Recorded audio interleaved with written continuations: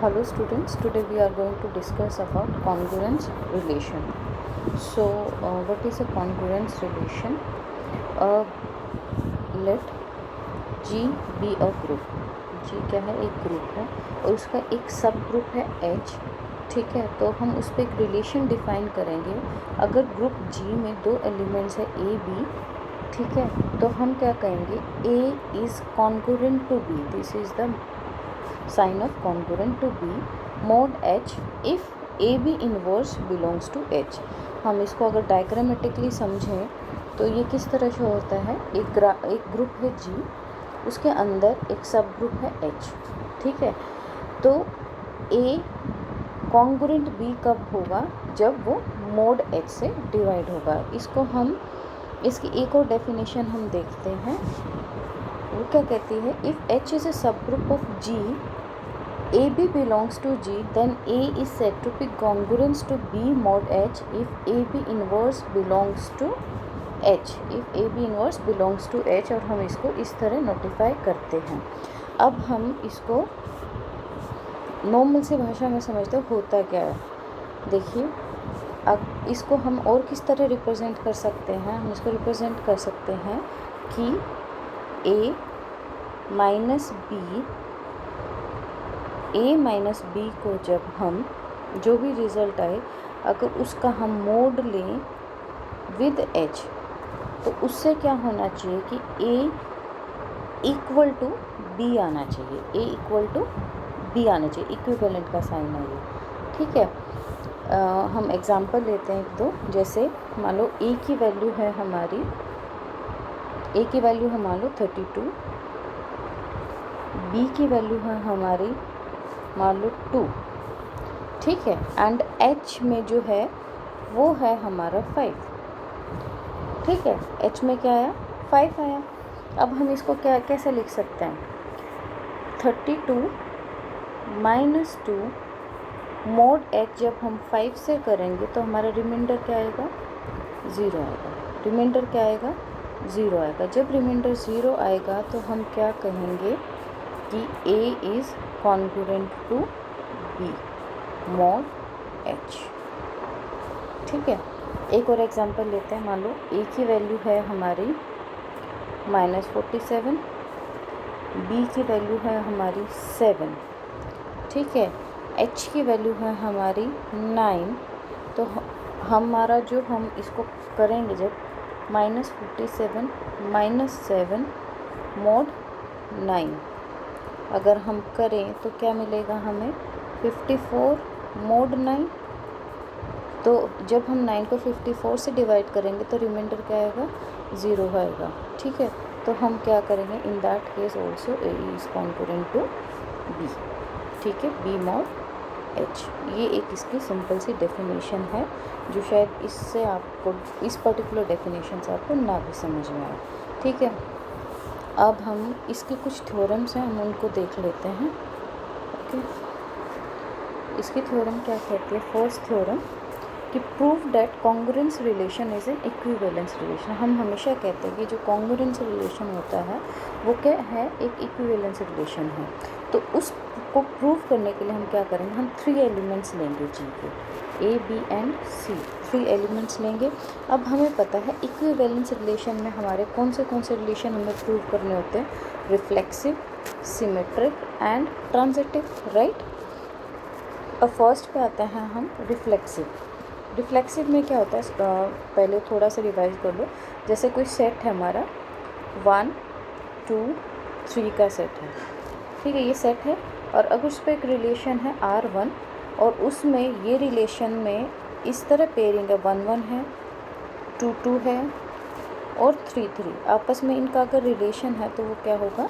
Reflexive relation होगा. Right. तो इस डेफिनेशन को हम अगर कॉन्ग्रुएंस रिलेशन के उसमें लेके जाएं तो हमें क्या शो करना पड़ेगा? A is congruent to A mod H. ठीक है, अब इसमें हमने यहाँ पे क्या चेंज आया कि पहले क्या होता था B. अब हमें क्योंकि ये रिफ्लेक्सिव है तो A का रिलेशन किसके साथ होना चाहिए? A के साथ, कि A equivalent to A mod H है बेसिकली. तो हमें क्या शो करना है कि ए इंटू ए का इन्वर्स, वहाँ पे क्या था, ए बी का इन्वर्स बिलोंग्स टू एच, तो यहाँ पे क्या आ जाएगा चेंज, यहाँ पे बी की जगह क्या हो जाएगा, ए इन्वर्स। ठीक है, अब हम देखें since a into a inverse is equal to e, अगर हम इन्वर्स प्रॉपर्टी को याद करें तो होता क्या है कि मान लो ए इज़ इक्वल टू 2, तो हम इसको किस चीज़ से मल्टीप्लाई करें कि हमारी आइडेंटिटी ई की आइडेंटिटी मल्टीप्लिकेशन की आइडेंटिटी क्या होती है 1, तो इसको हम किससे मल्टीप्लाई करें कि हमें 1 मिले, तो हम इसको 1/2 से मल्टीप्लाई कर सकते हैं, तो A inverse in that case क्या होगा हमारा 1/2। ठीक है, ये चीज़ मेरे ख्याल से आपको याद होगी। तो अब हम आगे चलते हैं, तो हमें क्या प्रूव, सिंस हमने क्या कहा कि a into a inverse is equal to क्या कहा इसने, ई के बराबर होता है, कोई आइडेंटिटी के बराबर, और आइडेंटिटी है ना इसमें हमेशा किससे बिलोंग करती है, एच से बिलोंग करती है, जो भी आइडेंटिटी है। Identity is what 1 in case of multiplication, तो वो हमेशा किस में होगी, हमारी एच में होगी। तो हम क्या कह सकते हैं, तो a therefore a inverse belongs to H, hence reflexivity hold. Next, for equivalence relation we have to prove that it should be symmetric. Reflexive हो गया, next is symmetric. Symmetric क्या कहता है कि अगर A belong करता है B से, ठीक है, या A का रिलेशन है B से, तो B का रिलेशन किससे होना चाहिए, A से। ठीक है, अगर सेट की फॉर्म में देखें तो अगर 1:2 एक रिलेशन में है तो 2:1 होना चाहिए, ये होता था। ठीक है, तो अगर हम इसको कॉन्ग्रुएंट रिलेशन की डेफिनेशन में देखें तो इसने क्या कहा, अगर A is congruent to B mod H है तो B is congruent to A mod H होना चाहिए। तो हमें इसमें प्रूव करने के लिए हमें क्या करना, सपोज हमने ये माना कि A कॉन्ग्रुएंट है B मोड H से, तो अगर ये कॉन्ग्रुएंट है तो इसका मतलब क्या हो, ये चीज़ ट्रू होगी। ठीक है, बट इसमें क्या होता है, H हमारा क्या है, G का सब ग्रुप है, तो अगर हम इसका इन्वर्स करें, अगर अब हम इसके इन्वर्स का इन्वर्स करें, मतलब ए बी इन्वर्स का हम इन्वर्स लें, ए बी इन्वर्स का हम अगर इन्वर्स लें जो कि H से बिलोंग करता है, तो क्या आएगा हमारा,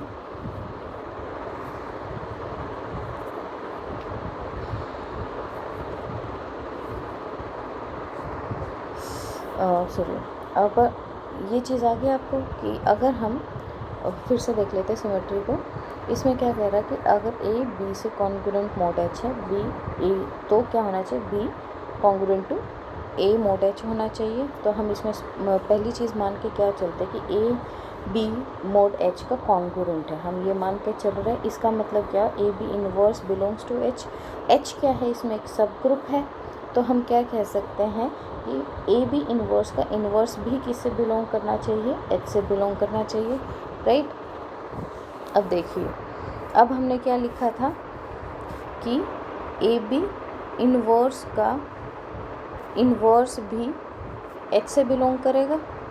ठीक है, अब ए बी इन्वर्स का इन्वर्स अगर हम करें तो वो क्या आएगा, ए का इन्वर्स और बी के इन्वर्स का इन्वर्स, इन्वर्स से इन्वर्स कैंसिल हो जाएगा, तो ये क्या बचेगा, ए इन्वर्स बी, इसको हम क्या लिख सकते हैं, बी इन्वर्स ए।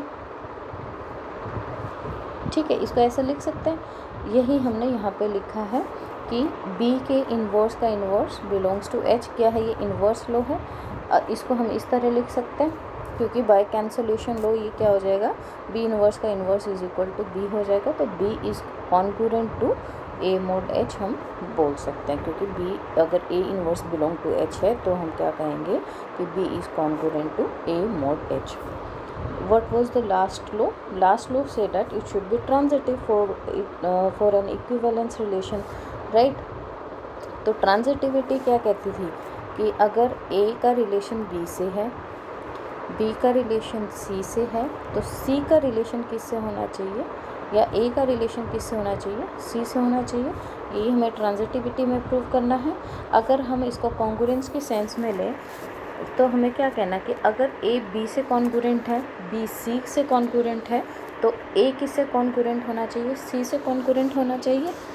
ठीक है, तो हम क्या मान के चलते हैं कि हमने कहा कि अगर ए बी से कॉन्ग्रुएंट है, इसका मतलब ये चीज़ ट्रू होगी।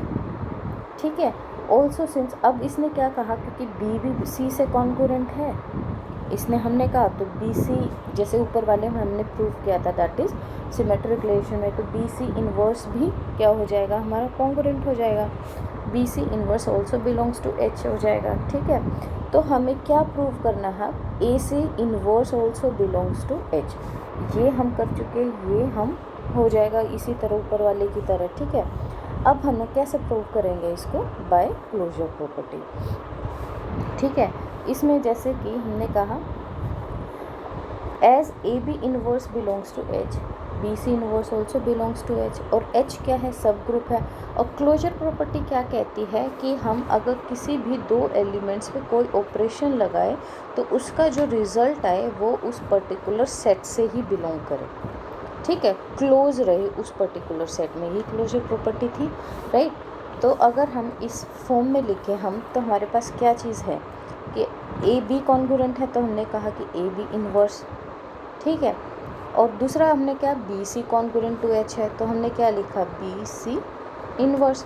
अगर इस पे हम ऑपरेशन लगाते हैं मल्टीप्लिकेशन का, तो जो रिज़ल्ट आना चाहिए वो भी किस में होना चाहिए, उस पर्टिकुलर ग्रुप में। ठीक है, अगर हम इस पे रिज़ल्ट लगाए तो हमारा क्या आएगा, हम इसको एसोसिएटिव लो क्या होता है, just change the bracket, result same रहेगा बिकॉज इट्स मल्टीप्लिकेशन।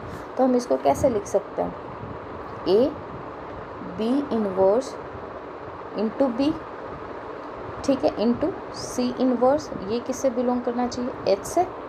ठीक है, अब बी इन्वर्स इंटू बी क्या होता है, हमेशा वन, हमेशा क्या होता है, वन होता है। तो ये क्या आ जाएगा, one, which is identity E, which is identity. तो उसको हम कुछ भी नहीं कंसिडर करेंगे, तो हम इसको क्या लिख सकते हैं, a e into c also belongs to H, c inverse, sorry. तो इसको हम क्या लिखेंगे, a c inverse belongs to H.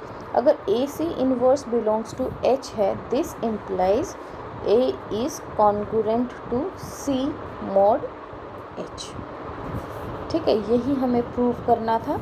सो इसलिए हम कह सकते हैं because this congruence relation is reflexive, symmetric and transitive, this implies this is an equivalence relation, this implies this is an equivalence relation।